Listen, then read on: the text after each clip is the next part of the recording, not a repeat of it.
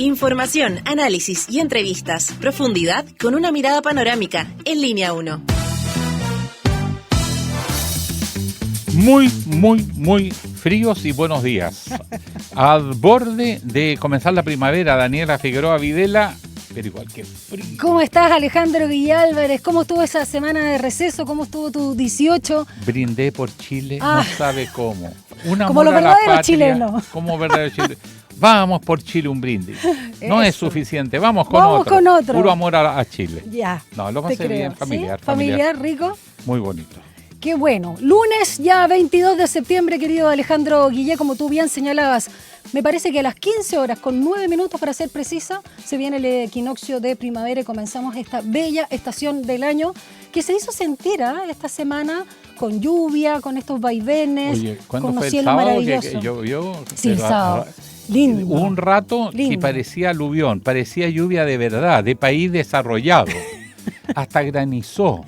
¿Dónde granizó? ¿En Peñalolén? ¿En serio? Sí, se llenó ahí todo, mira. quedó blanquito de puro hielito, Lindo. pero chiquito, no eran esos bolones que caen, que sí, llegan a bollar los autos. Se sintió fuerte, Ya, cierto, pero estuvo fue rico. así un rush fuerte Y pasó. Fue más suave y después desapareció. Así es. Bueno, le digo que está usted en Radio Usach, por si está confundido con eso de la fiesta patria, 94.5, el canal 50.2 de la televisión digital abierta, en diariousach.cl, en TV Usach 50.1, en Zapping 173, Mundo 522 y todas las redes sociales.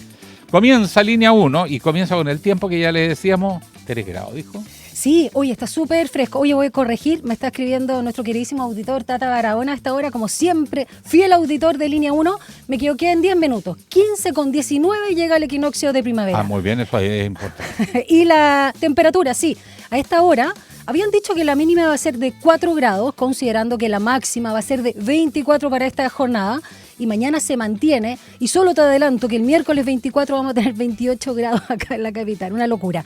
Pero tenemos una mañana muy fresca, 3,2 grados, menos de la mínima prevista en esta jornada. Está fresquito, pero despejado, está bastante linda este comienzo de semana, te voy a decir. Lo que no está lindo es el metro, ¿ah? Ya le cuento, el cielo se veía precioso porque no habiendo luna, sí. Destacan más las estrellas. ¿Y cómo está limpio? ¿Te pegó el eclipse o no? Ni me fijé. Ayer, pues no, es que acá en el hemisferio sur no se vio. Solo se Piripaucha. Oiga, pero se veía el cielo precioso, las estrellas como sí, que se pueden tomar por la mano y la cordillera pegadito, porque ahí yo tengo esa vista al salir de mi casa. Claro, es que Santiago después que llueve, Alejandro, es realmente una de las Se capitales ve más lindas de este planeta. Por lo menos en naturaleza. Ya, me decía usted que yo hoy le interrumpí. Hoy el metro, llegué tarde hoy día, perdón jefe, me va a tener que firmar ahí el formulario, llegamos todos tarde porque, mira... Es el draconiano aquí. No, pero si Hugo Hugo ya no ve esas cosas, no, él es nuestro fiel editor de Línea 1.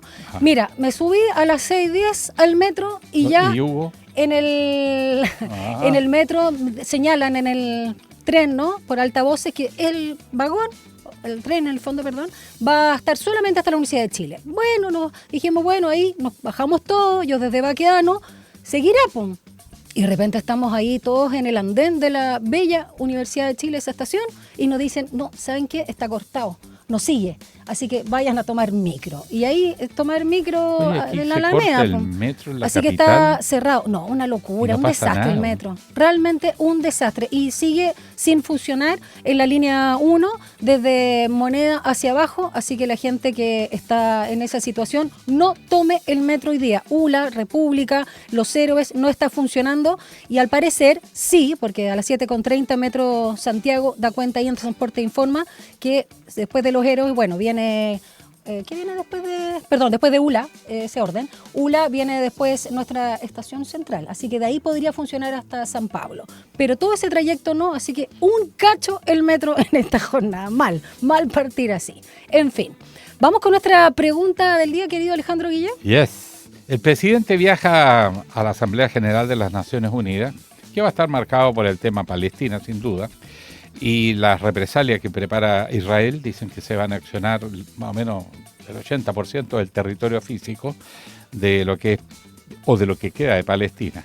Pero el presidente Boric va con una carpeta, con un currículum, porque parece que va a sondear, sí, va a sondear a varios gobiernos en reuniones bilaterales para postular el nombre de Michelle Bachelet para candidata a la Secretaría General de las Naciones Unidas. Así es, y el oficialismo pide justamente que respalde su candidatura, algo que se viene hablando hace mucho rato. Y eso nosotros estamos preguntando en nuestras cuentas de Instagram, también en Facebook, bueno, en las redes sociales de @tvusach y @radiousach. Entonces, ¿las opciones son, querido? Que será un aporte si es candidata y gana, sobre todo para Chile, que es irrelevante a lo mismo, ni a Chile ni a nadie le afecta, o que desgraciadamente no tiene chance.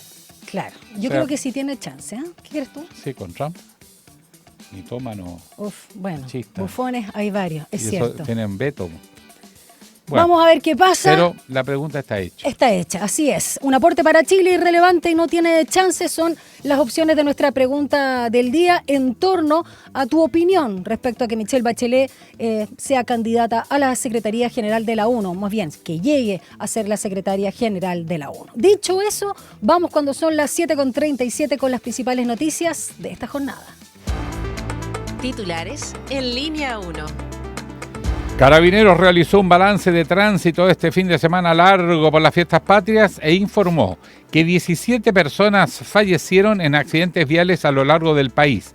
La Prefectura de Tránsito y Carreteras detalló que desde el miércoles 17 de septiembre hasta la noche de este domingo se han registrado 456 siniestros viales, léase accidente de tránsito, donde las principales causas se deben al exceso de velocidad y a otros excesos propios de la fecha. Como el estado de ebriedad. Por ejemplo. Tornados y trombas marinas causaron daños en las regiones del Maule, Biobío y Los Ríos. En Linares, 150 viviendas resultaron afectadas. También se registraron trombas marinas en Hualpén y Corral, las que dejaron daños menores. 13 personas quedaron aisladas en las termas Valle de Colina, en el Cajón del Maipo, debido al fuerte temporal que afectó a la zona este domingo. El grupo, compuesto por 9 adultos, 3 menores de edad y un adulto mayor, no pudieron abandonar el sector debido a las precarias condiciones del camino que se volvió intransitable. Todos los afectados se encuentran, sin embargo, en buen estado de salud. El presidente Gabriel Boric aterrizará este lunes en la ciudad de Nueva York para su última participación como jefe de Estado en la Asamblea General de la ONU, donde se espera que haga una fuerte defensa del multilateralismo, denuncie el genocidio de Israel en Palestina y posiblemente promueva la candidatura de la expresidenta Michelle Bachelet a la Secretaría General de Naciones Unidas, según dijeron a EFE fuentes diplomáticas. Cientos de manifestantes protestaron por segundo día consecutivo contra el gobierno y el Congreso en el centro de Lima, en Perú, a raíz de la ola de extorsiones y asesinatos del crimen organizado, el desprestigio del Poder Ejecutivo y del Congreso y la corrupción generalizada. El malestar social aumentó esta semana después que el legislativo de mayoría conservadora y afín al gobierno de Dina Boluarte aprobar una reforma de pensiones que, según los jóvenes, los obliga a aportar a fondos privados en medio de una informalidad que supera el 70%. El primer ministro israelí Benjamín Netanyahu insistió en que no habrá un Estado palestino después de que Reino Unido, Canadá y Australia lo reconociesen y advirtió de que a su vuelta de la Asamblea General de la ONU anunciará una respuesta a ello. Netanyahu participará en la cumbre el próximo viernes en un foro en el que varios países, entre ellos Francia, tienen previsto reconocer al Estado de Palestina ante la ofensiva israelí en Gaza, que ha cobrado más de 65.000 vidas. 7:40. Un diálogo a fondo. Entrevistas en línea 1. La noticia se va a Nueva York porque la Asamblea General de la ONU da inicio a su 80ª Asamblea General, donde seguramente el Estado palestino o el debate del Estado palestino va a estar en el centro, y también va el presidente Boric, quien dice que va a aprovechar de sostener reuniones bilaterales y sondear el nombre de la expresidenta Michelle Bachelet, porque acuérdese que hay que nombrar el próximo año al nuevo secretario general. Exacto. Termina Antonio Guterres. Se va para la casita. ¿Y quién llegaría? y Chelcita. Ojalá. ¿Le parece? Me Estaría parece. bonito. Oiga, pero poco probable, dicen algunos. Vamos a conversar con todos estos temas, un especialista en relaciones internacionales. Él es académico de la Universidad de las Américas, pero él es doctor en ideología, análisis y discurso de la Universidad de Essex en Reino Unido, magíster en estudios internacionales en la Universidad de Santiago de Chile, periodista y licenciado en Comunicación Social de la Universidad de La Serena y gran amigo nuestro. ¿Cómo está, profesor Coloma? Muy buenos días. Hola Claudio, muy buenos días. Hola, buenos días, Alejandro, Daniela, encantado. Muchas gracias por acompañarnos esta mañana. Primero, en términos generales, ¿qué se espera? ¿Cuánta atención podría haber en esta 80ª versión, ¿no?, de la Asamblea General en la ONU, sobre todo considerando el genocidio en Palestina? Sacando o poniendo a un lado la atención que solemos prestar en Chile a este tipo de cosas, sobre todo en un año eleccionario, lo que realmente importa en términos internacionales en esta 80 versión de la Asamblea General es primero el aniversario, 80 años. Y en ese contexto entender que parte de la reflexión va a estar basada en torno a cuánto se ha avanzado en los esfuerzos para alcanzar el objetivo central de las Naciones Unidas y de sus cuerpos como la Asamblea General. Y ese objetivo es evitar la guerra y hacer que la paz prevalezca. En estos 80 años, ese va a ser un tema de discusión muy profundo que está marcado por un contexto global muy, muy particular. Lo que yo defino como el retorno a la guerra convencional. Tenemos guerra en Europa, tenemos conflictos en Asia, lo que ocurrió en Pakistán, India recientemente, entre otros. Entre otras cosas o otro tema en ese mismo contexto y que va a ser ineludible es la cuestión israelí-palestina, que va a estar marcada por la jornada de hoy a partir de la iniciativa de Francia y Arabia Saudita. Ahora vamos por parte. En lo primero, podríamos decir que llega debilitado el ordenamiento internacional, porque se habla mucho de una crisis del orden mundial. Las grandes potencias están actuando a la libre en gran medida, y por otro lado parecen irresolutos estos organismos internacionales, por ejemplo, para frenar situaciones como la misma situación en Palestina. En otras circunstancias era impensable un genocidio en el siglo XX, ya estamos en el XXI y esto sigue, por más que hagan declaraciones. Netanyahu ha dicho que no solo no piensa hacerles caso, sino que va a tomar represalias. Estrictamente hablando, orden mundial es una metáfora que nos ayuda muy poco a entender la política mundial. Lo que siempre ha existido, digamos, o lo que tiene mayor sentido, hablando teóricamente, es que el mundo vive en un estado permanente de anarquía. Lo conversábamos la otra vez, ¿se acuerdan? Sí. No hay una policía, no hay un presidente del mundo, hay anarquía.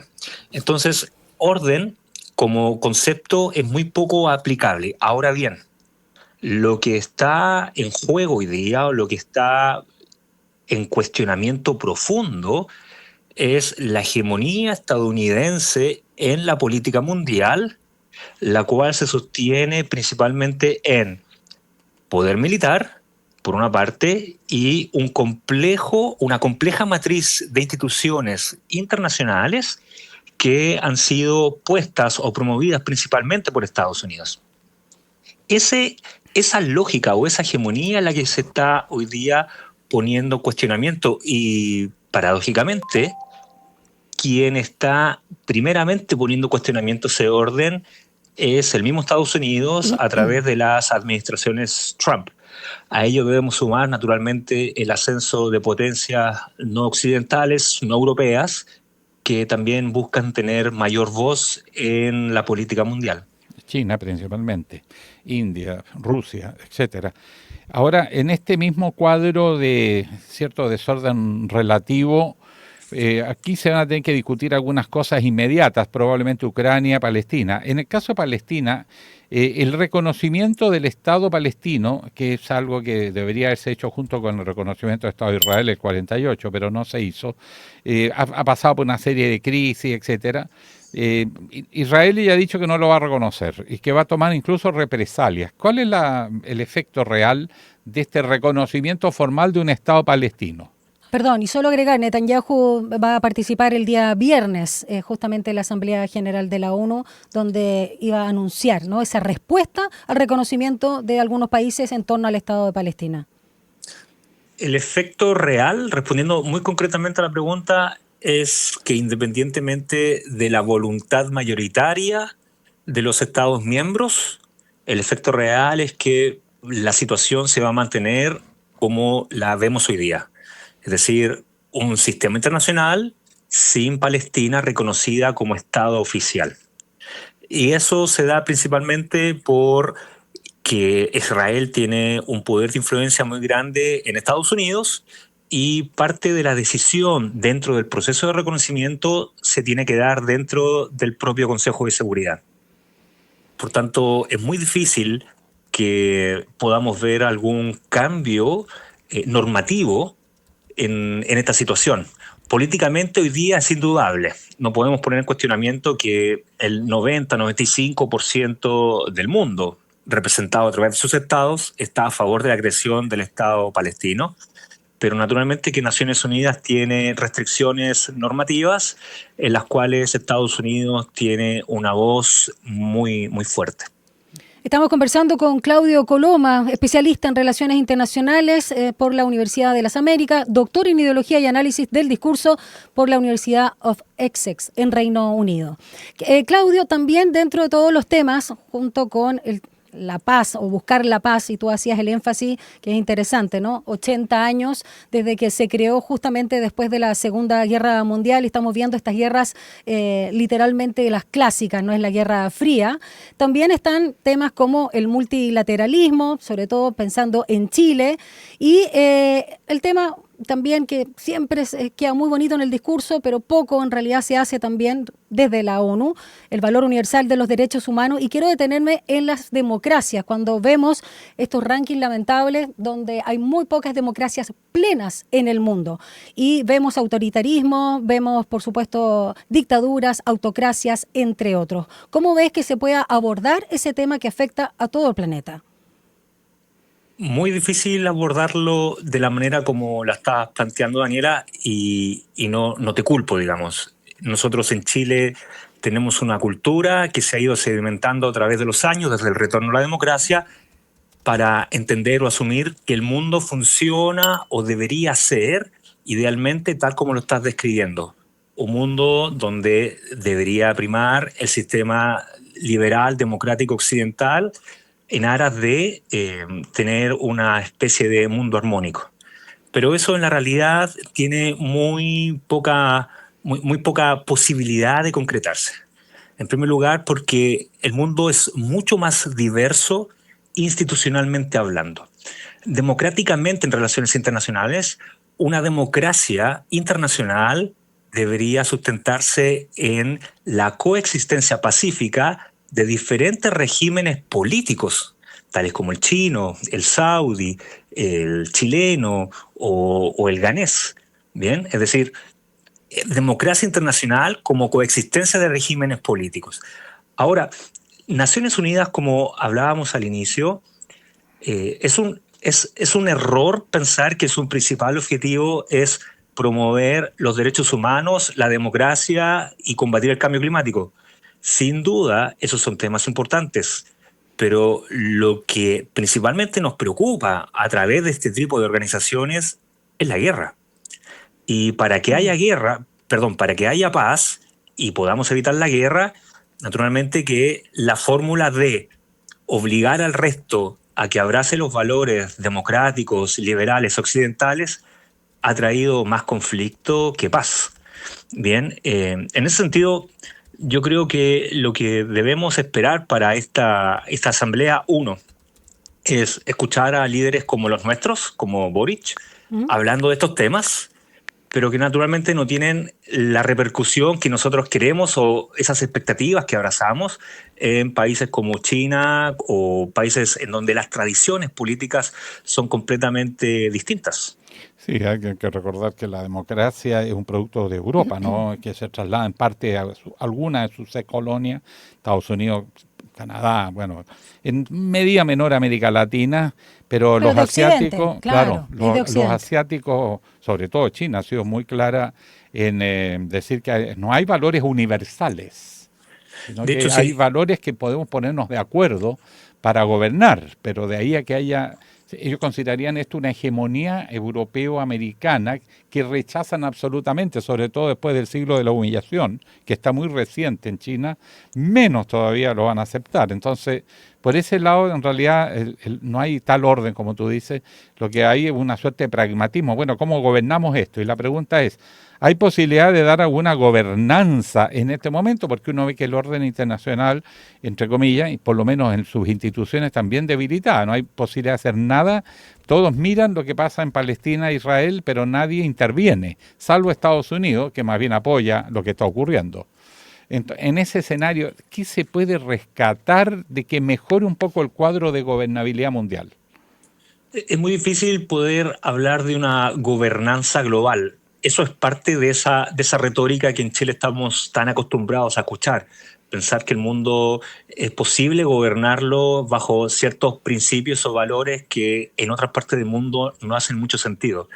Lo que sí podemos hablar de es respecto a ausencia de conflicto, aumentar la cooperación o evitar la guerra en función de lógicas de cooperación con marcos institucionales bien establecidos. Estoy pensando en el Mercosur como diseño institucional para constreñir la rivalidad entre Brasil y Argentina. Estoy pensando en la Unión Europea como diseño institucional para prevenir la histórica rivalidad entre Francia y Alemania. O estoy pensando en un acuerdo de contención de energía nuclear entre Rusia y Estados Unidos para lograr balance de poder que permita a través de la disuasión mutua garantizar la paz. Si te fijas, estoy hablando de tres regiones o tres tipos de actores distintos en donde hablamos de paz, ausencia de conflicto, a través de diferentes mecanismos que se sedimentan a través de tratados internacionales o lo que llamamos cooperación.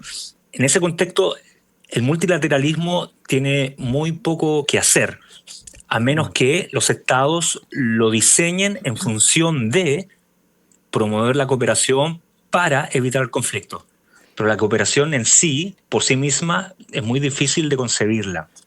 Claudio, bueno, saliendo de las fiestas patrias, no puedo sino quedarme también acá con esta chilenidad, no solo de lo que se espera del presidente Boric en esta participación, ¿no? La última como jefe de Estado, sino detenerme en la figura de la expresidenta Michelle Bachelet, tomando además las declaraciones de la presidenta de la Asamblea General, la alemana Annalena Baerbock, que dijo las niñas deberían ver a una secretaria de la ONU, secretaria general. ¿Crees que tiene oportunidades reales Michelle Bachelet de ostentar este cargo? Oportunidades va a tener, o sea, las tiene. La expresidenta Bachelet es una persona con prestigio internacional, con redes internacionales y naturalmente que si hace una campaña apoyada por la diplomacia chilena inteligente, puede puede tener una muy buena candidatura. Ahora, revisando la prensa hasta el día de hoy y los análisis sobre este ciclo de reemplazo de Guterres, hay otros nombres que suenan más fuerte que la expresidenta, entre ellas la actual primer ministro de Barbados, Mia Mottley, y en la eventualidad de que no haya consenso en torno a Mottley o en su efecto Bachelet, podría descartarse la carta de una mujer y que ascienda algún hombre. Entre ellos podría ser Rafael Mariano Grossi, de la Agencia de Energía Nuclear de la ONU. También es un nombre que suena fuerte.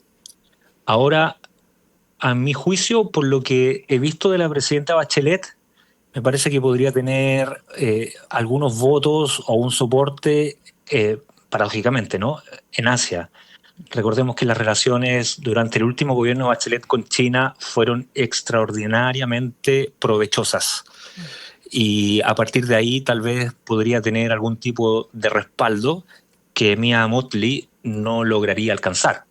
Mottley, su candidatura está muy basada o tendría un respaldo muy grande en los países de la Commonwealth y ahí tiene un soporte bastante amplio. Además que su cariz de afrodescendiente, naturalmente, que le permite llegar a lugares de África que Bachelet no puede llegar. Recordemos que Chile tiene una política exterior hacia África prácticamente inexistente. Sí, exacto. Claudio, y por último, en la interna, a propósito también de algunas declaraciones de la oposición chilena respecto a lo que podría señalar el presidente Boric, que ya está viajando a Nueva York, esto de criticar a Estados Unidos, ¿no? ¿Qué te parecen, por un lado, ese tipo de declaraciones? ¿Y qué se espera también del presidente Boric, que creo, intuyo, y tú aclárame, también tiene muy buena recepción afuera, al igual que la expresidenta Michelle Bachelet?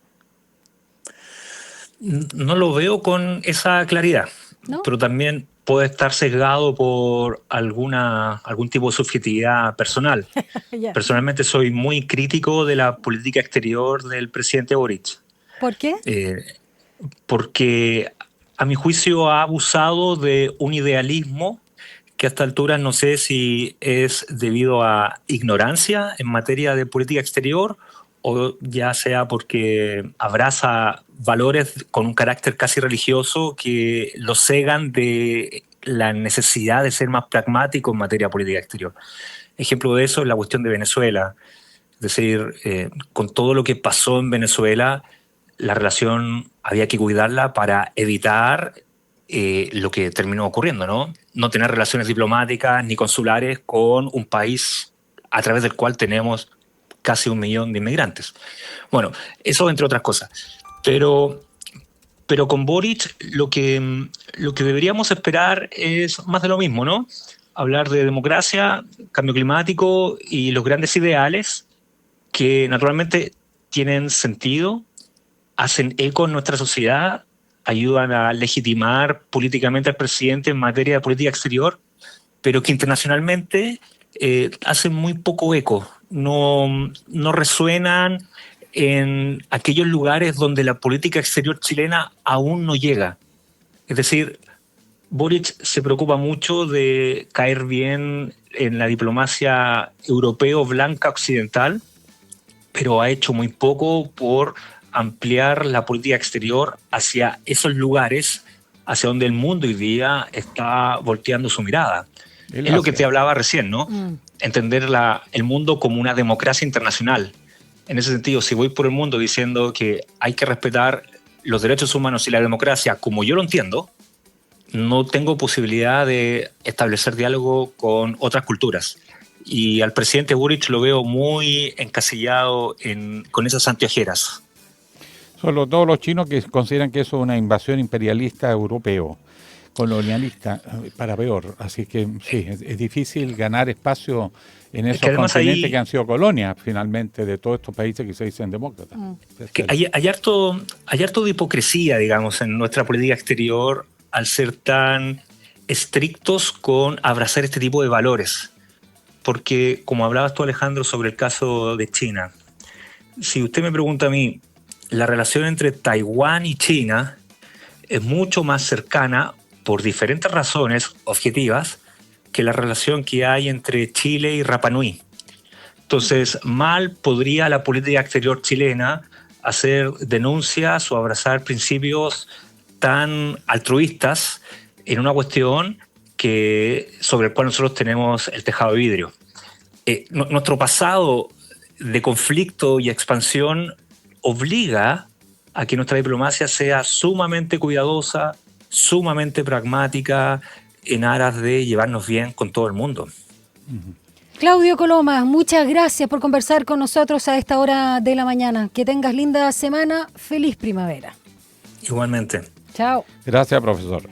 Solo cuando son las 8 antes de la pausa, Alejandro, informar que desde las 7:30 Metro de Santiago normalizó el servicio en línea 1, pero recuerdan que el proceso no es inmediato, ya ha pasado igual media hora, pero seguramente hay mucha gente ahí en las distintas estaciones. Andenes. Así que andenes y todas esas cosas, prefiera micro, les digo yo.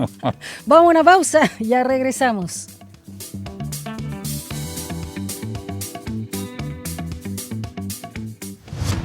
Una breve pausa y ya regresa Línea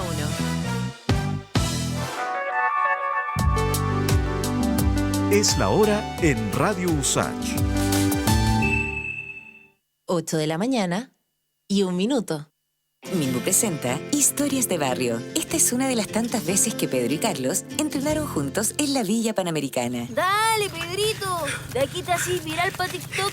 Si estáis hablando con el próximo medallista olímpico, cada vez más cerca de la cima. Obvio, de Villa Panamericana para el mundo. Sí, oigan, muy deportista y todo, pero acuérdense de entrenar para los 7 también, po. Ya vamos. El condominio de Pedro y Carlos también es parte de los proyectos entregados durante este periodo. Infórmate y postula en www.minbu.cl. Ministerio de Vivienda y Urbanismo, Gobierno de Chile. Hola, soy Daniela Valdés, periodista del Departamento de Extensión USACH y del sello Aula Records, y los dejo a todas y todos invitados a que sintonicen los lunes y los viernes a las 9 de la noche Atlas Musical de Chile, un espacio donde estamos revisando un disco chileno, ya sea de nuestra discoteca, de nuestro sello o recomendaciones que llegan al programa. Hemos estado con ensambles de cuerdas, solistas, grupos de cámara, nuestros elencos artísticos, entre otras composiciones de artistas nacionales. Sintonicen entonces lunes y viernes a las 21 horas aquí en Radio USACH. Les esperamos.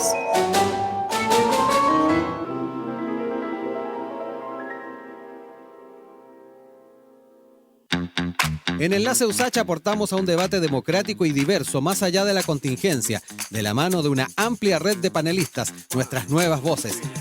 Con una mirada desde la academia, analizamos y proyectamos la actualidad, invitamos a conocer diversas iniciativas en el territorio y damos espacio a esas actividades deportivas que merecen mayor difusión.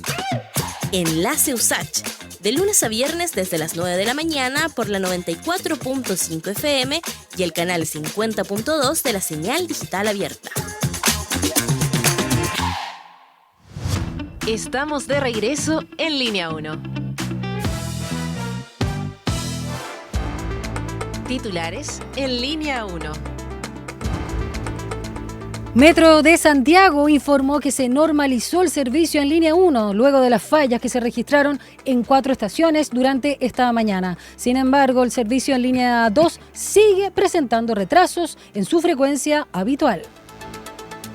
Y en otro ámbito, Carabineros realizó el balance tradicional de tránsito después de todos los accidentes viales durante las fiestas patrias. La Prefectura de Tránsito y Carreteras detalló que desde el miércoles 17 hasta la noche de este domingo se han registrado 456 accidentes de tránsito, donde las principales causas se deben al exceso de velocidad y por conducir en estado de ebriedad. En tanto, las víctimas en accidentes asciende a 17 personas fallecidas.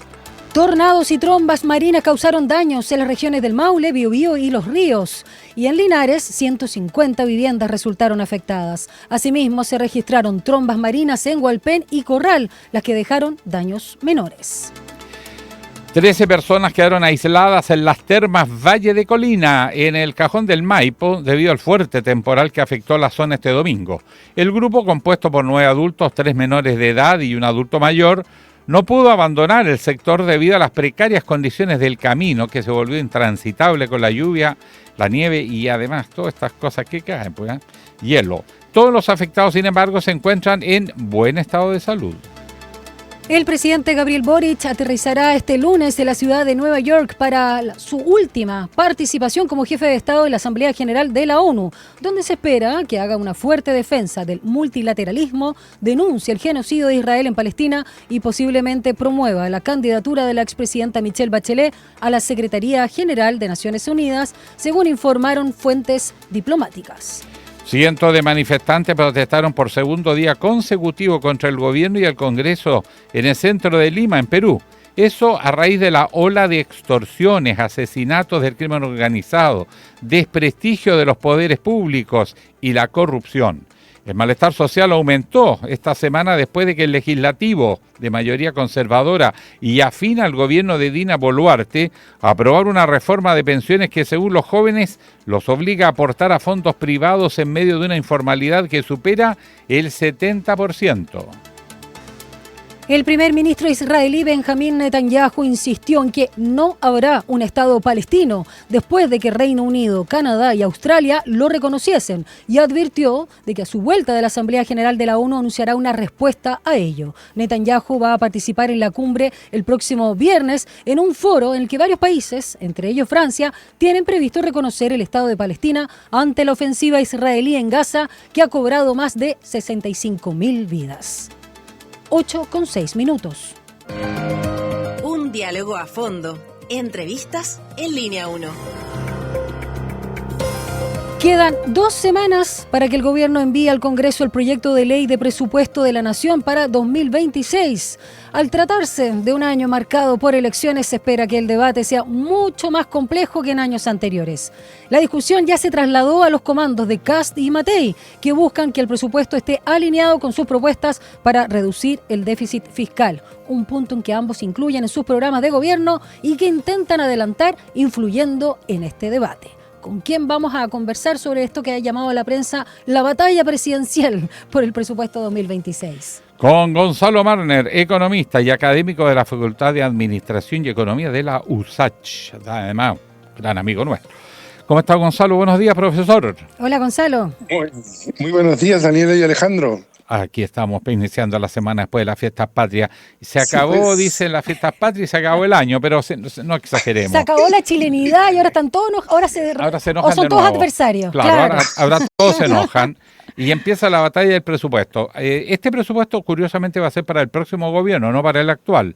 Por consiguiente, ¿qué es lo que se juega el gobierno y qué se juega la oposición en esta discusión? Cierto, tenemos esta curiosidad en Chile, y es que cuando terminan los gobiernos, se inician en marzo, ¿verdad? Pero allá desde el 1 de enero rige el presupuesto, que a su vez debe enviar el gobierno según la Constitución el último día de septiembre, y luego el Parlamento tiene 2 meses hasta el último día de noviembre para aprobarlo.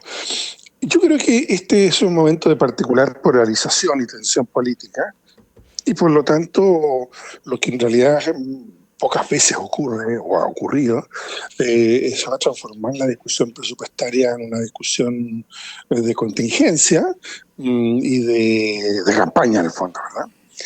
Ahora, yo creo que sin embargo hay que tener en cuenta, Daniela y Alejandro, que el sistema nuestro, aunque nunca ha ocurrido, pero sí, por alguna razón, el Parlamento no quiere aprobar el presupuesto que ha enviado el gobierno, rige, en definitiva, la versión que el gobierno envió originalmente. ¿Se entiende? Claro.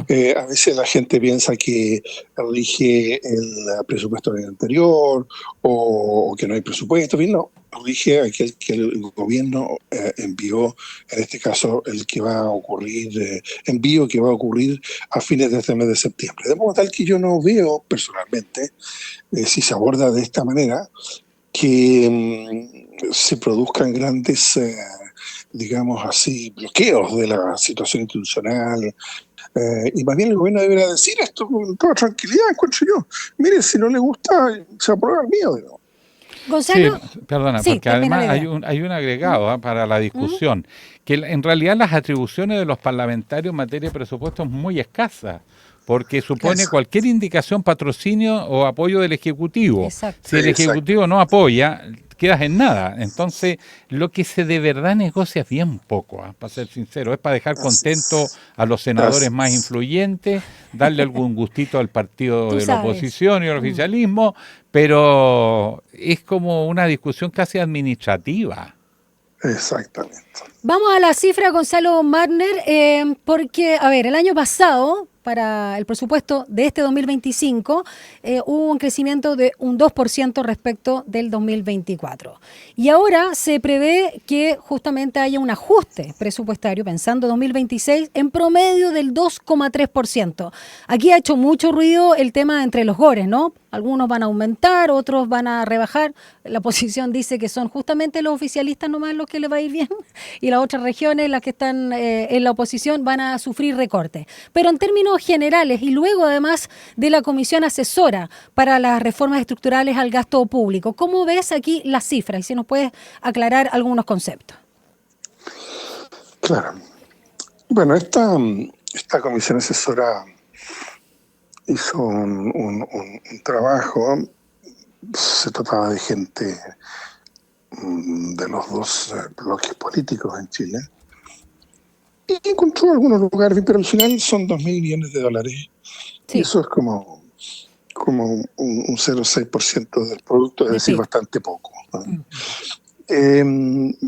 Varias cosas sobre esto. Primero, la situación fiscal chilena es una situación en donde hay la necesidad de reducir lo que se llama el déficit fiscal estructural, más allá de la coyuntura, porque el precio del cobre puede estar alto o bajo.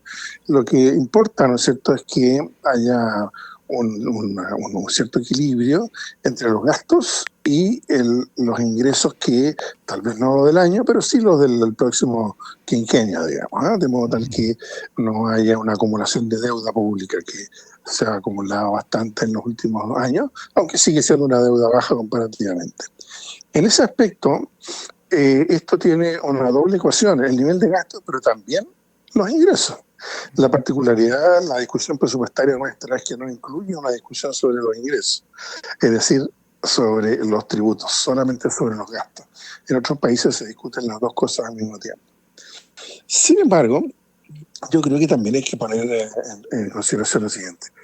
Yo creo que se ha tomado en Chile con bastante dramatismo un mecanismo que está previsto en nuestro orden institucional, y es que simplemente si asume en el marzo próximo, el 11 de marzo, un nuevo gobierno que no le gusta el presupuesto que se aprobó por el Parlamento, o que considera que ha habido cambios de circunstancias significativos, entonces simplemente manda modificaciones al presupuesto. El presupuesto es una ley, y esa ley, como dice el aforismo jurídico, lo que existe se modifica del mismo modo en que se estableció. Con lo cual, lo lógico sería, en mi opinión, que los gobiernos, al llegar en marzo, al iniciar su periodo, manden modificaciones al presupuesto al Parlamento, que a su vez va a ser un nuevo Parlamento, y por lo tanto eso tendría toda la legitimidad del mundo. De hecho, eso ha ocurrido en una ocasión en Chile solamente, que fue en la pandemia, cuando el año 2020 el gobierno del presidente Piñera envió una modificación sustancial al presupuesto y el Parlamento se lo aprobó. Entonces yo diría que aquí estamos un poquito ahogándonos un vaso de agua, dados los mecanismos existentes. No debiera transformarse la discusión presupuestaria en un debate de campaña, uno, y dos, obviamente, como va a haber un cambio de gobierno, el nuevo gobierno debiera tener toda la potestad para decir, mire, yo voy a hacer estas modificaciones, que pueden ser a la baja o al alza, y acompañarse, naturalmente también, de ajustes tributarios que puedan estimarse pertinentes. De modo que, desde ese punto de vista, yo me temo que lo que va a ocurrir es una tempestad relativamente inútil, digamos. Ahora, en general, en las campañas dicen el lema prometan, prometan, prometan, total la gente se olvida. Pero igual vamos a enfrentarnos a un presupuesto que va a ser más restrictivo que los años anteriores por el aumento del déficit estructural, el endeudamiento tanto público como privado, y en este caso público, que es lo que le corresponde ver al presupuesto, y un escenario internacional de incertidumbre bien amplio. ¿Cómo va a afectar? ¿Hasta qué punto van a tener espacio quienes gobiernen el país a partir de marzo próximo con este cuadro que no es precisamente el más optimista?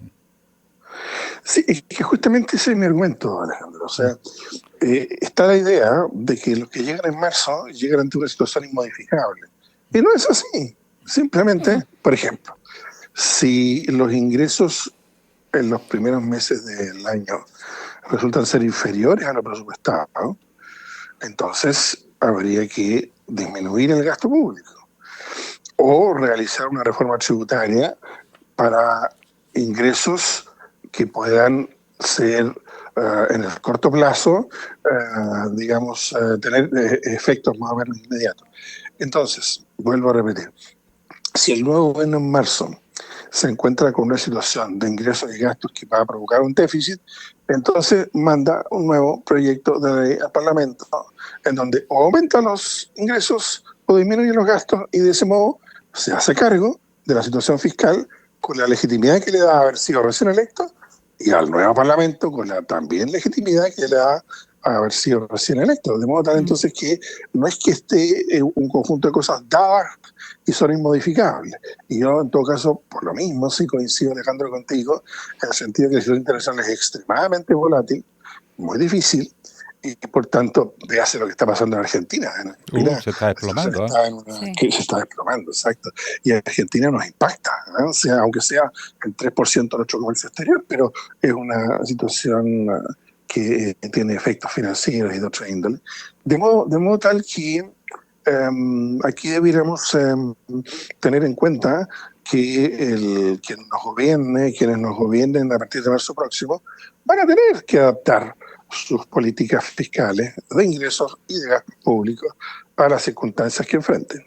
Muy breve, Gonzalo Marner, para finalizar, dentro de las propuestas de los candidatos de la derecha, la de José Antonio Kast llama mucho la atención, no solo por el monto, sino por el reducido tiempo, ¿no? Esta reducción del gasto fiscal de cerca de $6.000 millones en 18 meses. ¿Cómo ves esa cifra que además no ha tenido ninguna explicación, ni por él como candidato en este debate reciente del 10 de septiembre, ni de su comando? Bueno, sí, algunas explicaciones han dado, pero en el fondo es una política que se plantea no producir incrementos de ingresos públicos. Y eso es una opción, porque perfectamente sí se podría aumentar los ingresos públicos mediante ajustes tributarios en diversas áreas. Segundo, un shock en poco más, en año y medio, digamos, de algo así como 2% del producto. Bueno, eso es la podadora de Milei, digamos. Eso lleva directamente a una recesión, a una pérdida de empleo, a una situación muy difícil para las personas más vulnerables. Entonces, eso es el proyecto, que es un proyecto a lo Trump, a lo Milei, ¿verdad? Y eso la gente lo tiene que tener claro, lo han dicho expresamente. De modo tal que si esa opción gana, bueno, será porque, digamos, y se produce lo que su programa anuncia, será porque los chilenos escogieron tener un gobernante que les provoque una recesión y un aumento del desempleo. En eso consiste la democracia. La gente tendrá que hacerse cargo de las opciones mayoritarias que se adoptan. Por eso es bueno recordar lo que está pasando al otro lado de la cordillera. Muchas gracias, Gonzalo Marner. Ok, muchas gracias a ustedes, porque tengan muy buen día. Gracias, profe. Un abrazo. 8:19. Un análisis profundo y con contexto. Llegamos a Estación Editorial. Ya está dicho, esta semana se realiza en Nueva York la Asamblea General de las Naciones Unidas en su versión 80ª, pero ocurre en un momento, Daniela, bien singular, porque hay un debilitamiento de las instituciones mundiales. Tú ves lo que está pasando en Israel. Varios países van a reconocer, pero no va a ser posible un reconocimiento oficial, porque Estados Unidos lo va a bloquear.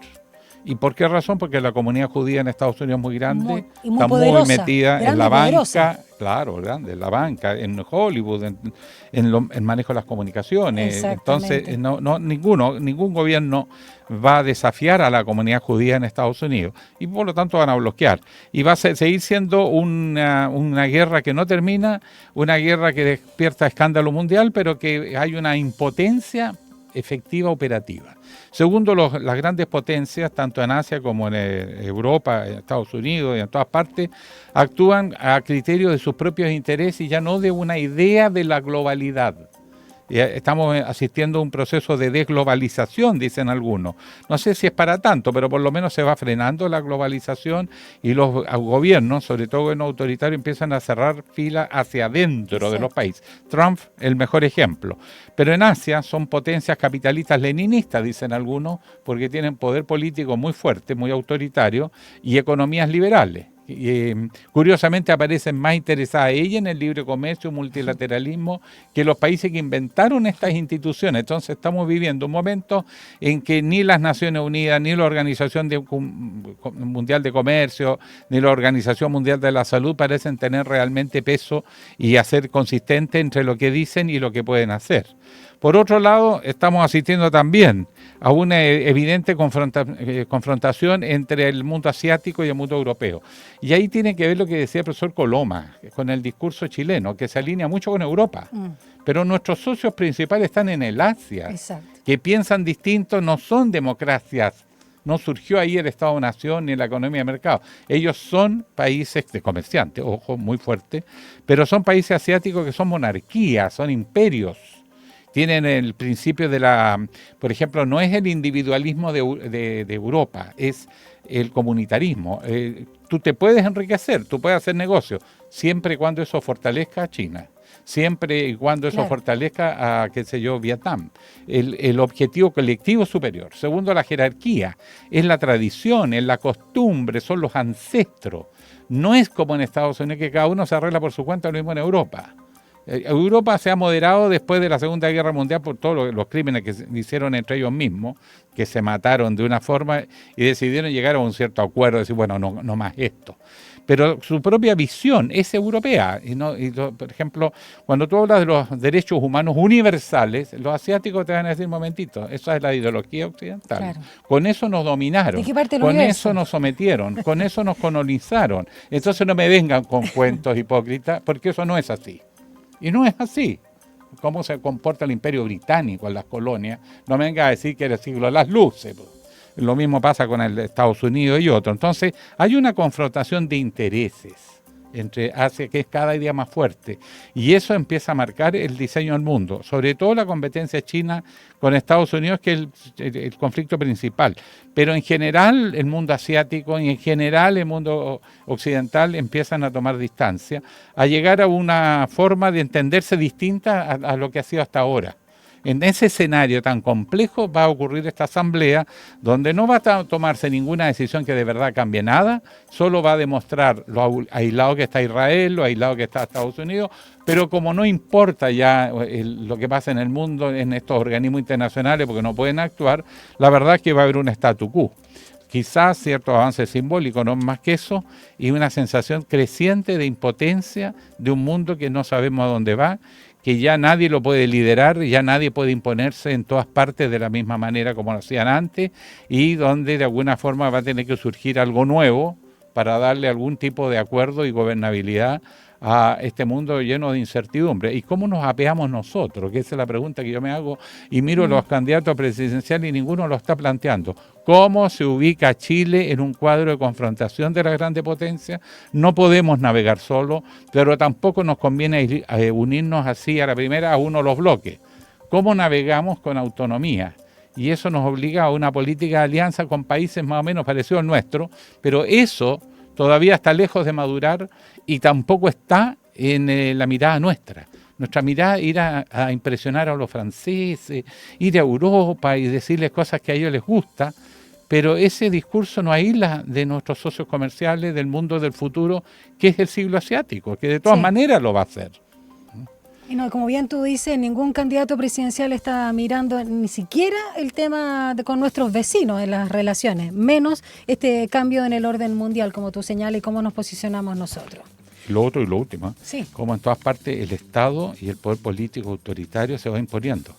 Todo esto que llamamos la democracia liberal en retirada. Estados Unidos es el mejor ejemplo. La deriva de Trump no es solo los aranceles, eso es un detalle.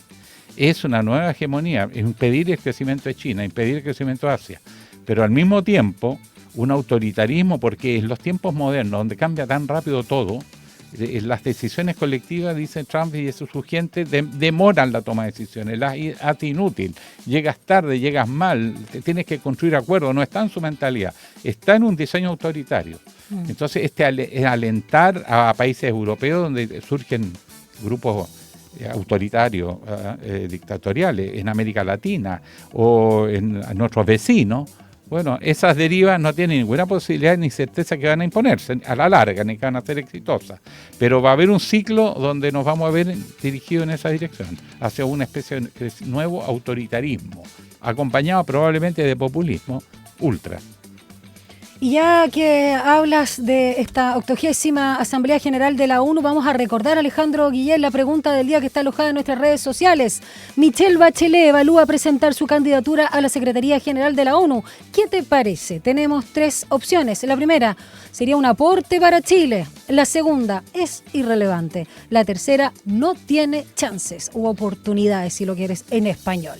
Así que comenta, o más bien participa de esta encuesta en @TVUSACH, @RadioUSACH. Siendo las 8:26, vamos a una pausa y ya regresamos con más Línea 1.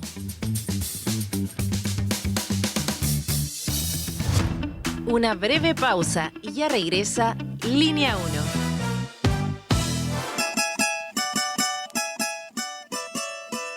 A Hora da Saudade. Uma mirada desde las africanidades al mundo, tejendo conexões, raízes, influência, ritmos, arte e sabores por meio de la música. Sumérgete en este emocionante, vibrante e diverso viaje intercultural de la 94.5 Radio USACH. A Hora da Saudade, junto a Eugenia dos Santos. Capítulos estreno miércoles a las 5 de la tarde y los sábados a las 19 horas. Todos los días a las 12 en punto te invitamos a hacer un recorrido por los sonidos más profundos de nuestro país. El alma nacional. La trova, el canto de raíz, folclore y fusión que unen generaciones. Y cada viernes con música en vivo en las sesiones de El Alma. El Alma Nacional. Justo al mediodía, un encuentro diario con la música chilena por la 94.5 FM Radio USACH y en el 50.2 de la televisión digital abierta.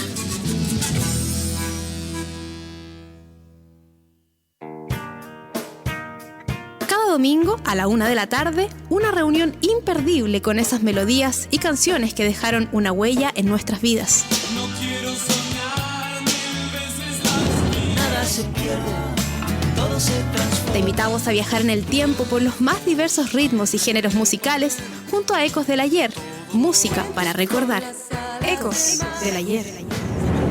No lo olvides, Ecos del Ayer, cada domingo a la 1 de la tarde por Radio USACH. Nuevas voces.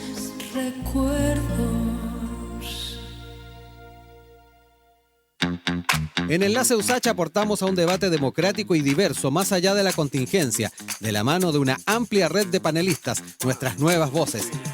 Por una mirada desde la academia, analizamos y proyectamos la actualidad, invitamos a conocer diversas iniciativas en el territorio y damos espacio a esas actividades deportivas que merecen mayor difusión. Enlace USACH, de lunes a viernes desde las 9 de la mañana por la 94.5 FM y el canal 50.2 de la señal digital abierta.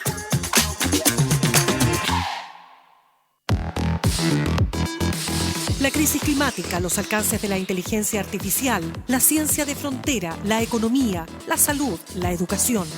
Porque el mundo vive tiempos de cambios y en medio de lo incierto, en Sin Pretexto buscamos respuestas a los grandes desafíos. El futuro nos inquieta, pero sabemos que se escribe en el presente. Te invitamos a una conversación profunda. Soy Mirna Schindler y te acompaño de lunes a viernes a las 6 de la tarde en Radio USACH. Sin Pretexto. Estamos de regreso en Línea 1. La economía y tu bolsillo están en Línea Económica. ¿Con quién estamos siendo las 8:30 aquí? Línea 1, Alejandro. Con Gonzalo Espinosa. El payador. El mundo según Espinosa. ¿Cómo está? ¿Cómo estás, Gonzalo? Muy buenos días. Feliz primavera, compañero. Muchas gracias, para ti igual. ¿Cómo estuvo tu receso? Estuvo bueno, bien movido. 18. Sí, playita, después volvimos a Santiago, amigos, familia, Carrete principalmente. bueno. Sí, de todo. Me parece. Bien. ¿Y qué nos ¿Y ustedes traes? cómo estuvieron? Ah, yo súper decente, puro filete. ¿Cuántos literalmente. choripanes se comieron cada uno? No, yo tuve una experiencia de otro mundo. Yo también, pero no la puedo un contar. hijo invitó a una familia vietnamita. Ah, no, esa está buenísima. Si me la contó ella. Mira, primero nosotros íbamos a mostrarle todos los productos chilenos típicos, el choripán, los asados, el costillar y ya. Y llegaron con comida asiática ahí. Obvio. ¿Y qué ole la yo comida? me Pura vietnamita? sopa, ¿o no? asiática. Eran unas sopas. Unas sopas especiales, pero lleno de, ¿cómo le llama aquí? Finas hierbas y Claro, cositas, condimentos. macanudo. Entonces al final de carne comí poca. Macanudo, ¿ah? Sí, me fui más a la... Y rico, unos arrollados, que no es Eso te como iba a el decir. chino. No, No es igual. no. Es diferente. Pero, Es diferente. pero también Muy masita delicado. delgada. Exacto, Rico. muy agradable. Sí, La- sí, yo y nunca he fue probado una la comida experiencia vietnamita. Porque además aprovechamos de conversar de nuestros países respectivos, así que fue muy... Chile, 18, Chile, Chile y Vietnam unidos jamás Claro, serán cosmopolita. vencidos. Eso, buenísimo. Cosmopolita, a propósito de lo que estábamos hablando antes de la ONU. Cosmopolita. Como decía Alejandro, hay un debilitamiento de las instituciones a nivel internacional, pero un fortalecimiento de las fondas por las fiestas patrias. Le fue que, bien, ¿no? La Sí, Jane Fonda. tienen un balance positivo según lo que reportan en los medios. Era que no, estaba todo lleno. Les voy a contar, miren. Solo en términos del balance hotelero, 860.000 vehículos salieron de Santiago, 700.000 personas viajaron por avión. Ocupación hotelera del 60 al 70% en promedio a nivel nacional. Mira. En lugares como San Pedro, Atacama, un 100%, en la zona centro-sur y en la quinta región sobre 80%. En Santiago, obviamente, bajo porque la gente salió, un 35%, y en la Agradable Patagonia, Santiago. 55%. Vamos a las fondas. Ay. La fonda de Providencia, llamada Ley de Inés, esta que hicieron ahí en el Parque Ya, Inés de sí. Suárez, 30.000 asistentes. Mira. En el Estadio Nacional, la Fonda Corazón de Chile, 100.000 asistentes con un gasto familiar promedio de, a ver, ¿cuánto Espérate, le...? gasto familiar, Promedio. 100 lucas. 70. Más bajo. 70. Entre 40 y 50.000 Ah, pesos. modesto. Pero modesto, Una ¿sí o no? una ganga. Un choripán para cada uno, una salchicha Claro. y ya, porque con lo que te cobran... O sea, en el Parque O'Higgins las empanadas estaban como a 5 lucas, creo. ¿Fuiste? No, yo no fui, yo ¿Cuál no es fui lo a la que fonda. costaba la entrada? Yo cuidé mi economía. Muy bien, 16 lucas o 12 lucas. En la entrada al ¿En el Parque O'Higgins, O'Higgins? 16 lucas. Una locura. Sí, ya, primer palo. Ya. Sí. Ya. Pero la Peña, no, la de La de Peñaflor era esa 3 luquitas. 3 lucas. No, esa era la ahí mejor. te creo. Po. Ya, sigamos con la cifra. Claro, entonces, como les decía, en Valparaíso el 50% de ocupación hotelera, pero claro, las lluvias afectaron un poco ahí la fonda, está la clásica en el Parque Alejo Barrios. Ya. No sé cuál es. Es que está No, muy no han ido, lejos. en Playa Ancha. No. Espectacular. ¿En serio? Sí, no, ¿Espectacular? es genial, espectacular, simplemente espectacular. Ojalá que pueda ir Me encantó algún cómo día. lo dijiste, ya. Y en la Pampilla, Sí, se mojó. en la Ahí- Pampilla. A la Pampilla Estaba fue el enojado de presidente. vos. Para mí la Ya. Pampilla es la mejor fonda de Chile. Sí. Yo soy de La la más cuarta larga. región. Sí, po. Y 700.000 asistentes. Wow. 700.000 Estaba asistentes. picado de borde a todo Obvio esto, que ¿no? sí, Dura, po. Estaba dura una semana, ¿no? Sí, Completa. sí, dura Fue el varios días. presidente. Tampoco Pero muy nunca he barata. ido. Yo una vez fui hace varios años atrás, más de 10 años por lo menos, quizás 12, 13 años atrás, pero me acuerdo que vi a Vicentico por 500 pesos. Me 500 estás- pesos. Qué Se lo juro. espectacular. Eso sí que me gustó. Sí. Vicentico en una Estaba fonda, lleno, todo lleno así, pasando. muy popular ahí en Coquimbo por 500 pesos. Así que bueno, Buenísimo. yo reivindico acá en línea 1 la Pampilla. Ya. Sí. A ver, Yo estaba una espero vez ir en la el próximo Pampilla, año. una vez. ¿Sí? Es enorme, una cosa... Ahí en Coquimbo. Sí. Buenísimo, me gusta. Ya, sigamos. Sigamos. Eso fue lo que tiene que ver con el balance de las fiestas patrias.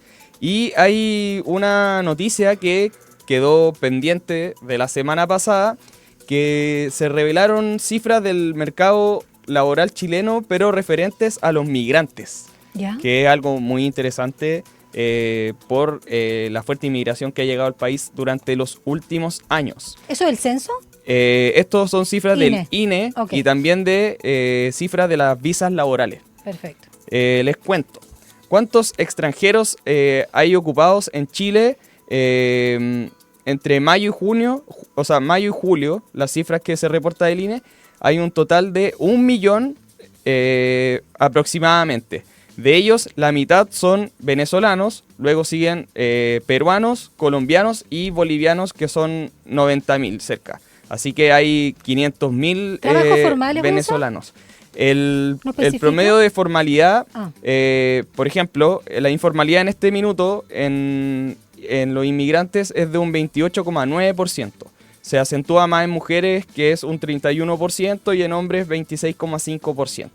Esas son las cifras que hay desagregadas, y la mayor cantidad de personas migrantes trabajan en el sector del comercio.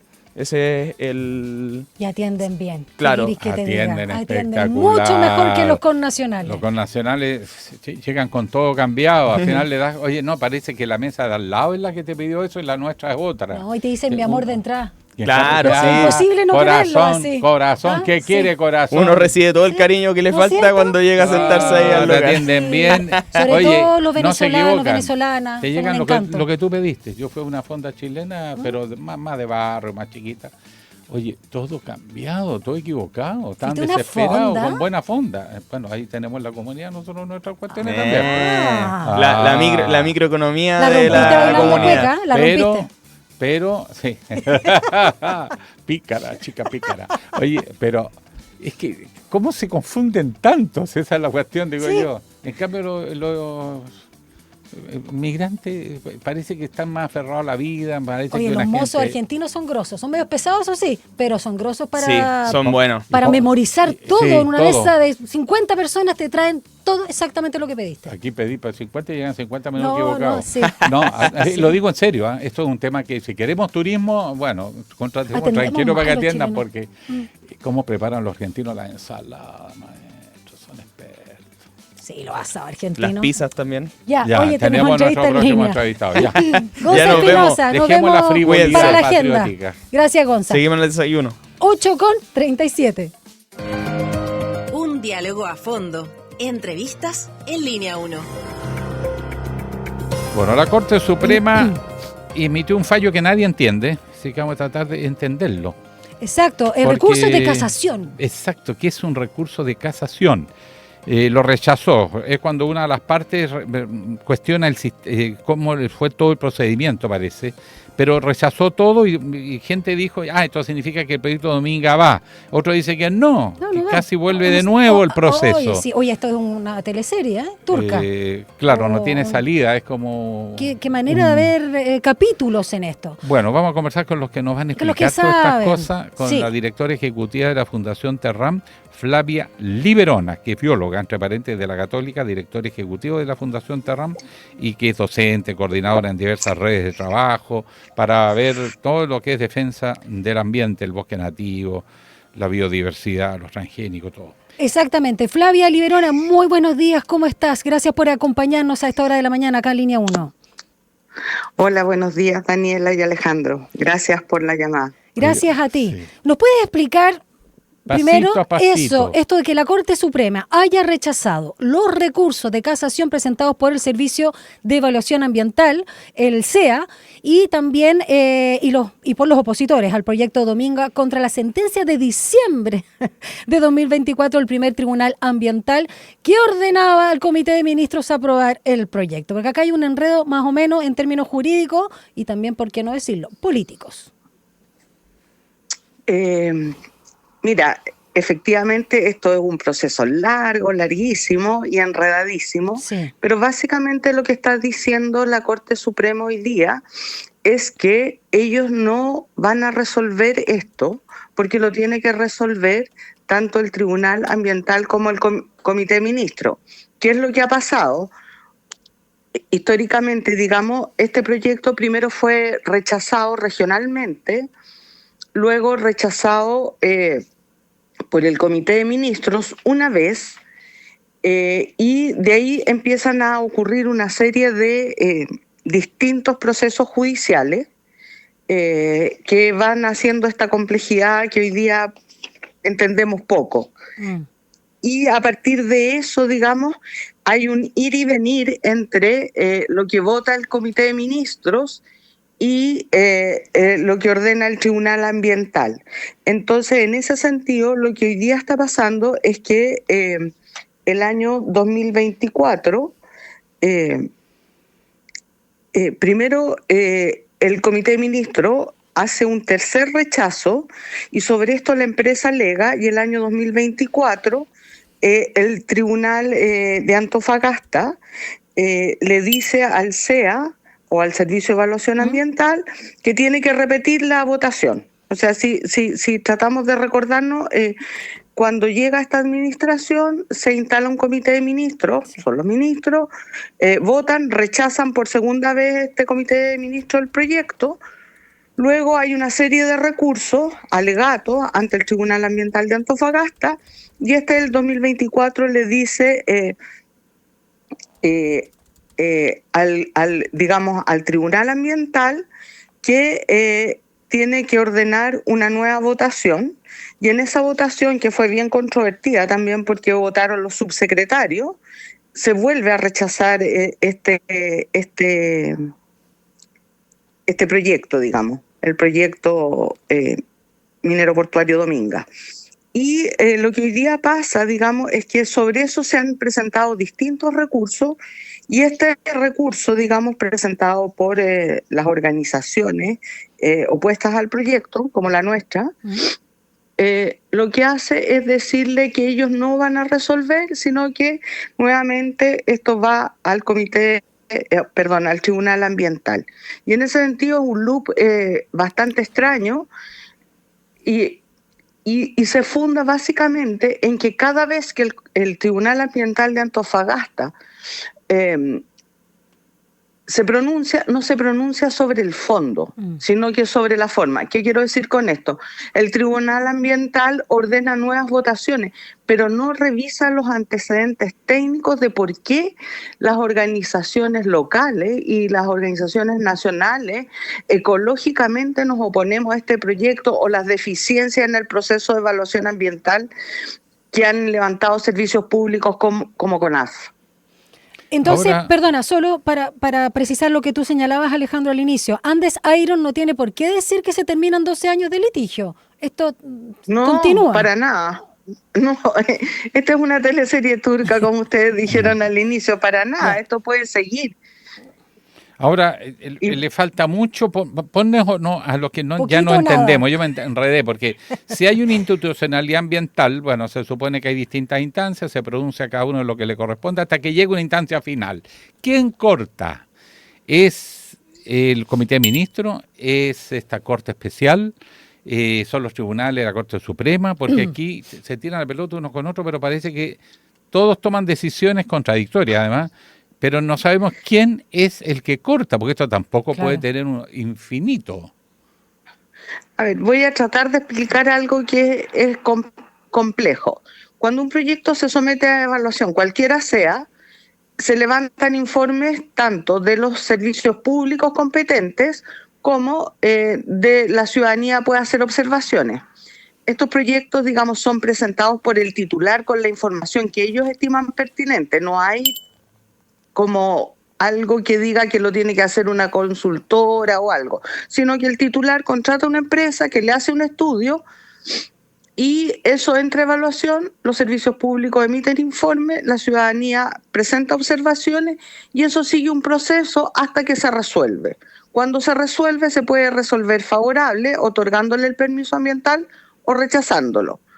En cualquiera de los dos casos, quien quede disconforme, ya sea la ciudadanía o el dueño del proyecto, puede recurrir a lo que se llama el Comité de Ministros, ¿ya? Y el Comité de Ministros resuelve. Una vez que el Comité de Ministros resuelve, todo esto se llama la vía administrativa. Quien quede disconforme puede recurrir al Tribunal Ambiental, hay 3 tribunales en Chile que son especializados para resolver causas ambientales. Cuando el Tribunal Ambiental resuelve, quien quede disconforme puede recurrir a la Corte Suprema.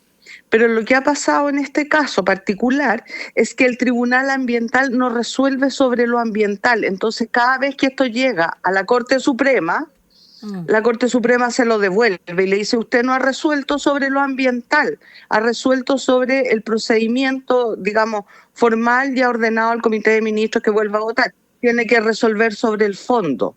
Y eso es lo que está pasando ahora. Por un lado se lo devuelve y le dice, resuelva, y lo que había resuelto el Comité de Ministros, perdón, el Tribunal Ambiental anterior era nueva votación, pero también le ordena que resuelva sobre el fondo. Pero en definitiva, ¿cómo se corta esto? ¿Es la Corte Suprema entonces? Porque podría haber dicho esto está bien, conforme se procede, se valida, ¿cómo? Eventualmente podría haberlo dicho. Y entonces, para los entendimientos de los chilenos, porque el caso Dominga es emblemático de lo que queremos plantear, que es esencialmente nuestro sistema de evaluación ambiental y aprobación de megaproyectos, que está muy cuestionado porque dice que no toman decisiones nunca. El problema es que uno ya no tiene claro quién decide qué y qué instancia es la que dice punto final. Si esto es atentatorio, bueno, alguien tiene que decirlo. Si no es atentatorio, alguien tiene que decirlo. Pero como que incluso instituciones públicas están chocando aquí. En los tribunales ambientales, por ejemplo. Y el Comité de Ministros. Claro, es que son instituciones del Estado distintas, digamos. Por un lado está el Poder Ejecutivo, donde está el Comité de Ministros, que se conforma de acuerdo al gobierno de turno y a los ministros que están. Y por otro lado está el Tribunal Ambiental, que en teoría, digamos, está ligado al Poder Judicial. Es una figura extraña porque es lo que llaman los abogados contenciosos administrativos. Entonces, hay jueces y hay un juez técnico, digamos.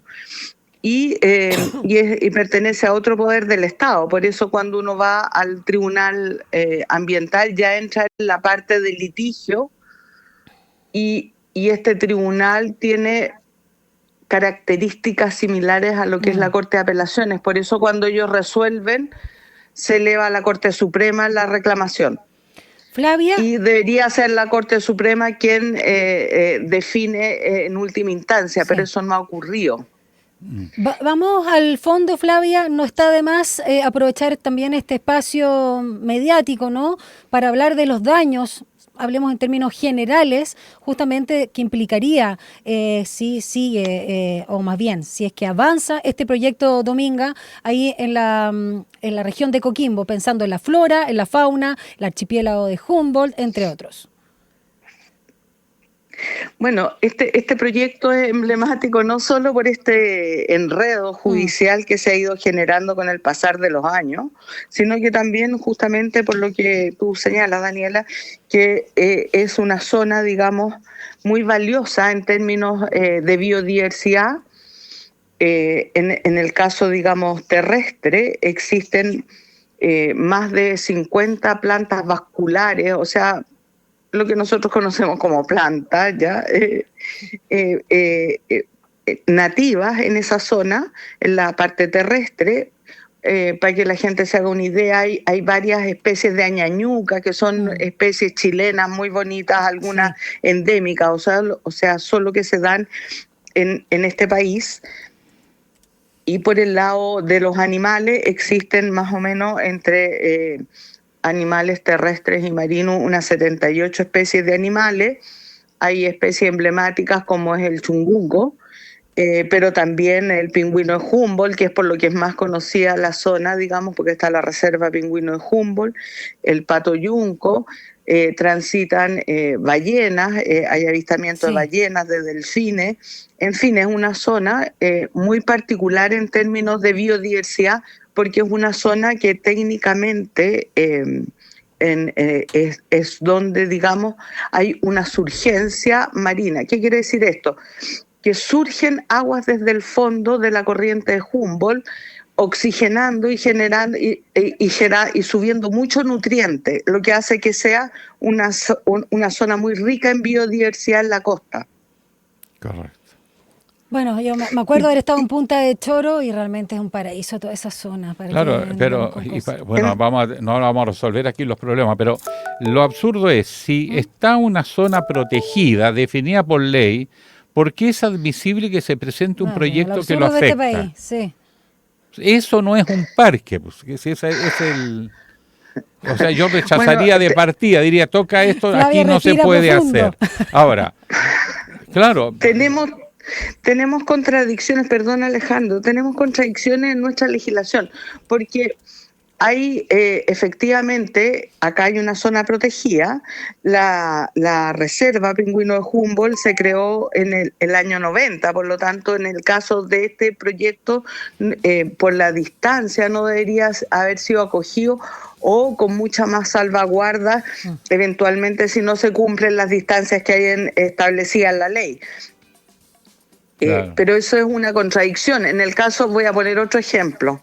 En el caso es la salmonera, tenemos más de 300 concesiones salmonera al interior de parques nacionales y reservas nacionales, y uno dice, pero ¿quién dio estas concesiones si estos son áreas protegidas? Entonces, y esto tiene que ver, y no es para justificarlo, tiene que ver con cómo se han ido como interpretando las leyes en el tiempo y cómo el tema ambiental ha cobrado relevancia.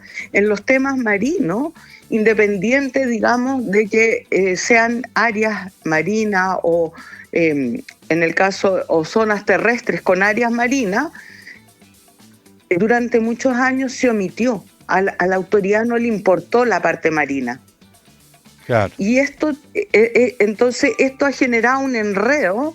En el caso de la salmonera es tremendo, y en este caso, digamos, vemos que un proyecto que no debería haber sido acogido a trámite, no solo porque está cercano a un área protegida, como es el proyecto minero portuario Dominga, sino también porque era un mal proyecto que tenía muchas deficiencias en la información que presentaba, que son parte de las falencias que hoy día tenemos en el sistema de evaluación de impacto ambiental, que se acogen a trámite proyectos que después reciben muchas observaciones y están muchos años en el sistema porque el titular, el dueño del proyecto, presentó un mal proyecto. Entonces, aquí de alguna manera se conjugan estos dos factores.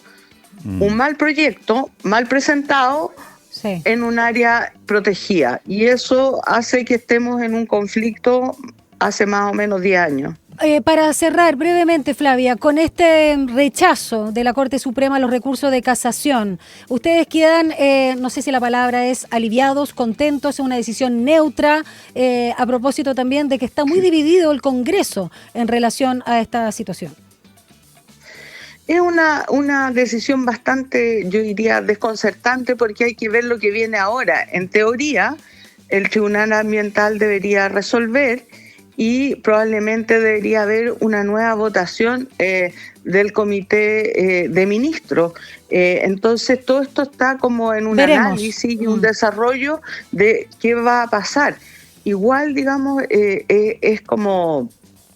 de alguna manera, aunque ya lo dije, es desconcertante la situación, porque es como hay una situación que no se resuelve y no se resuelve, y eso genera problemas para la gente que vive allá, para el turismo, para finalmente enfocarse en desarrollar actividades económicas locales que tengan que ver con la conservación, que tengan que ver con la sustentabilidad y que generen el empleo local que hoy día está complejo allá. Sí.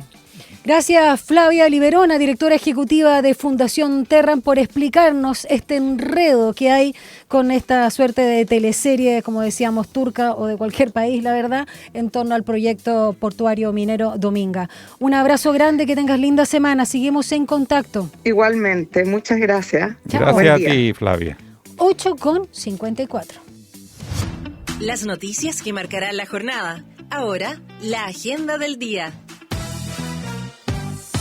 Bueno, vamos a revisar agenda, pregunta del día y todo aquello. Aquí, Gonzalo. De forma clarita, ningún enredo acá. No, ningún enredo.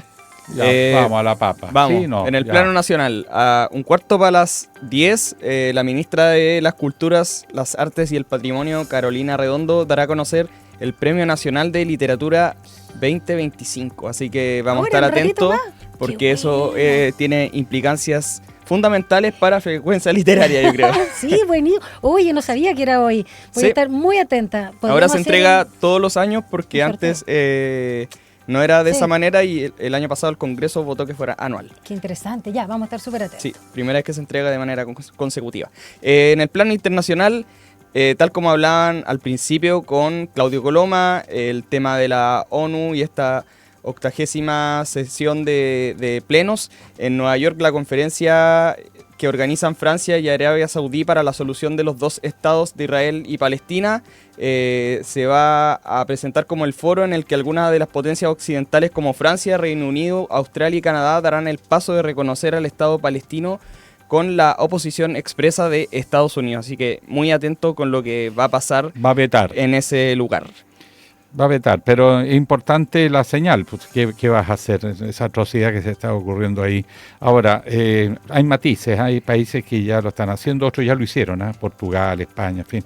Y hay países como Francia y Arabia Saudí que están exigiéndole la desaparición de Hamas o el desarme de Hamas como condición la entrega de los rehenes para aprobar también. Y la entrega de los rehenes, lo que no va a ocurrir. Así que va a ser una instancia diplomática importante, pero no va a parar la guerra. Exacto. Además, las autoridades israelíes se preparan para ocupar el 80% del territorio y anexarlo. O sea, ya no es ocupar, es anexar, dicho por el ministro de Economía de Israel. Terrible. Bueno, vamos con las respuestas. ¿Cómo nos fue con la encuesta de la pregunta del día Vamos alojada en ganando. las redes sociales? A propósito también de lo que podría suceder para el 2027, ¿no? En la Secretaría General de la ONU. Claro, le preguntamos a nuestro público en nuestras redes de Radio USACH y TV USACH de qué opina de esta posible candidatura de la expresidenta Michelle Bachelet a la Secretaría General de la ONU. Un 80% señaló que esto sería un aporte para Chile, un 17% afirmó que es irrelevante, mientras que un 3% sostuvo que no tiene chances. O sea, la fe está intacta. La fe está intacta, ¿Cómo no va a sí. tener chance? Un aporte para Chile. Para mí, realmente sería un aporte para Chile. Claro, imagínate. No sé cuánto podría influir, pero me parece bonita señal que digan eso. Un orgullo para Chile, diría yo. Como nuestro, metido Somos en un pequeño país. Claro, al sur ¿Cómo, del Río Grande, como dijo una vez un estadista. El mejor país de Chile. Somos el mejor país de Chile, sí. CHI. Eso, vamos que se Sí, puede. oye, Ya, que compañero. lleve empanadas, ¿Ah? que lleve choripán. No, si ya suficiente de empanada y de terremoto y un montón de cosas. 6,2 grados tenemos a esta hora, está todavía fresca la mañana. Recuerden que esperamos entre 23 y 24 grados para esta jornada de reinicio de actividades. Miércoles, compañeros, hay que venir de polera de manga corta. 28 grados se anuncian. Sí, pero qué bueno, qué bueno. mediodía, pues la mañana 3 grados. Y Claro, salir con chaqueta, Hay guardar alta la chaqueta. oscilación térmica, sí, una lata, pero en fin. Ya, pum, Ya, sería todo por hoy. Sería todo. Sería Bueno, todo, Gonzalo. los dejamos invitados a seguir conectados con Radio USACH porque viene Enlace USACH con el gran Rodrigo Alcaíno. Tremendo. Ya, pues, que les vaya muy bien. ¿Cómo vendrá? Bien, caminando bien. Con dificultad, Un abrazo pero a caminando. todos nuestros auditores. Será hasta mañana. Chao. Información, análisis y entrevistas. Profundidad con una mirada panorámica. En Línea 1.